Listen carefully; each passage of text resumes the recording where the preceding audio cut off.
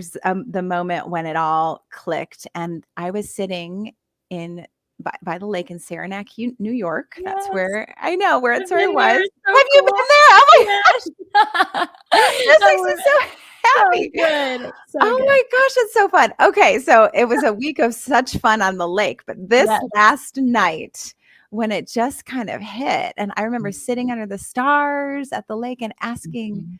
God, would you come into my life and can I start a relationship with you? And I kid you not, Tamra, it felt like about 50 pounds was lifted off of my shoulders. Wow. It's almost like I could have floated. I felt so free and light. And I was like, oh, like it was like, it felt like yeah, the burden was lifted and I had just this Gosh. connection. Yes. So I hold dear to that because that was like 25 years ago or something. Yeah.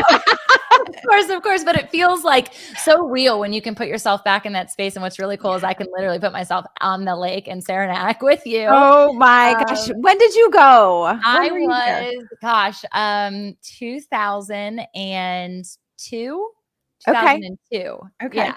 I was So, like and 96. So okay. So it was then I've done like Rockbridge, which is in yes, our me region. too. Yeah. I love Young Life. Young Life was a huge part of my journey and my exploration in my relationship with the Lord. And I know the biggest seeds that were planted in my faith happened through Young Life. And so I love it so much for people. I also got hurt not by Young Life, but by, the flesh people Yeah. who were actually leaders. And so I had this like disdain, and I didn't hold it over the organization, but it's always tied together, when something Oh, happens. yes. Church hurt is like a real Yes, thing. it's real. And before I knew what it was, that's what it was connected to. So I know you then went like, I want to know like from that experience, because going into high school and were you in like a Christian or a Catholic school at all? I was not public Okay, you're school. a public school. Okay, me too. So Yep. how did you take that like revelation and that newness into a public school scenario? Oh, I was kind of bonkers. I came back and I was like, everybody, like you can know God. There's a gap between you and him, and it's your sin. Like evangelist on fire. I love that. Oh my gosh. Since then, I've developed like a lot more finesse on what this might look like in building relationships. But so yeah, I came home and like shared the gospel with my dinner table with my family. I was like, you guys, so cool. I know, right? Yeah. So then I dove into a youth group, and I had never opened my Bible before. I was 15, and these kids had like been, since they were 3, and I'm like, the book of Job, like what's happening? Like I don't really know. Yes. And they would like pat me on the head, like, "Oh, Amy." So cute. I'm like, well, I don't really know anything. So I then started. I was really thirsty and hungry to understand, like, what is this? Like, what are these 66 books in this ancient text? Like, what's going on here? And so I was hungry, and it was interesting because the youth group kids were like, blah, blah, blah. Like, we've known this. And I'm like, no, this is bananas. Like, do you see what God is saying here? So there was a hunger that God put inside of me to not only share his word, but teach it. And that was like slowly developed. It was so fun. So then I went to Bowling Green State University in Ohio, which I'm still here in the university town raising my kids. Oh my gosh, that's so cool. It's fun. I love the university setting, and I got involved with Crew. I don't know if you're familiar with Crew. Okay. Yep.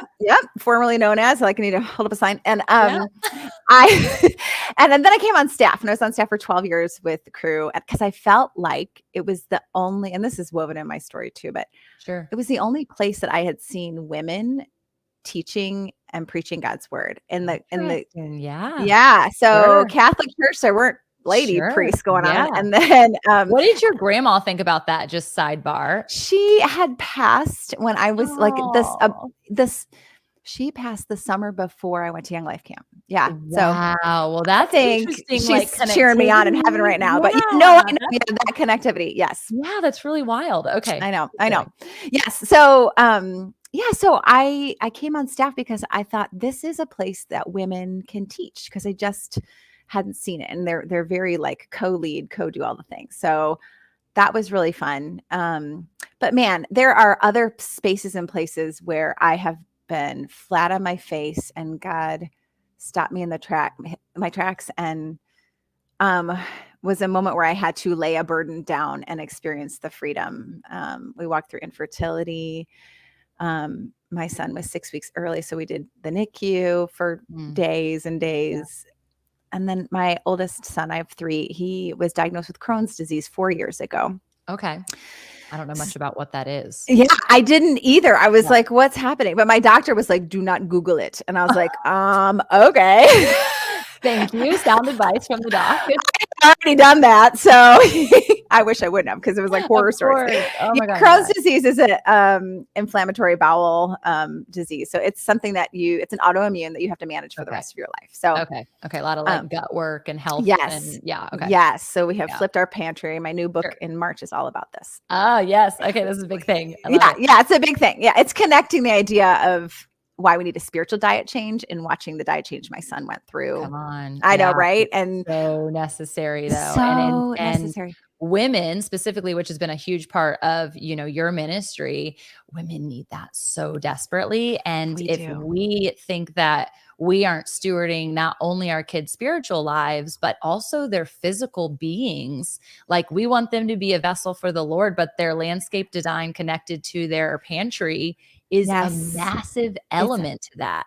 We're literally giving them foggy brains. We're giving them leaky gut syndrome. And no mom is intentionally doing that, I don't believe. Right. But it's lack of knowledge.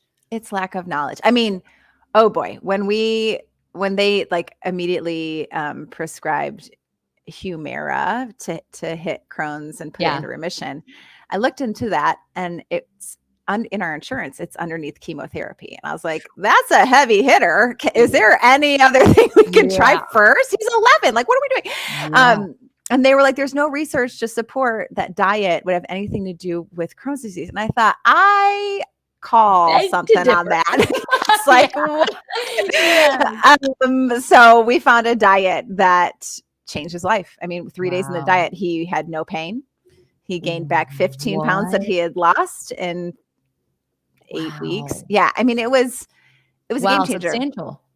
Substantial. So he's been on it for 4 years. You're in like all the support groups to help other mamas like realize this. I mean, this is like, this calls a lot. Why you guys are listening to the podcast, but it's also super important that we recognize these things. Yes. Because it's not just Crohn's disease, that is a huge element of need.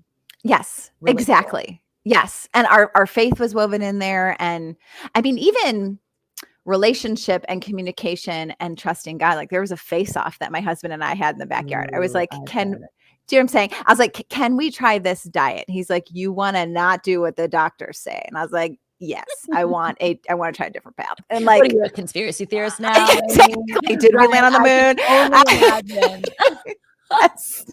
Yeah. And it was like, I mean, we were at odds for a while, and he finally came over to my side. I said, can we just try it? Right. First, like, what's the worst going to happen? What do we lose? Go right into medication that could essentially ruin more and make him reliant on that.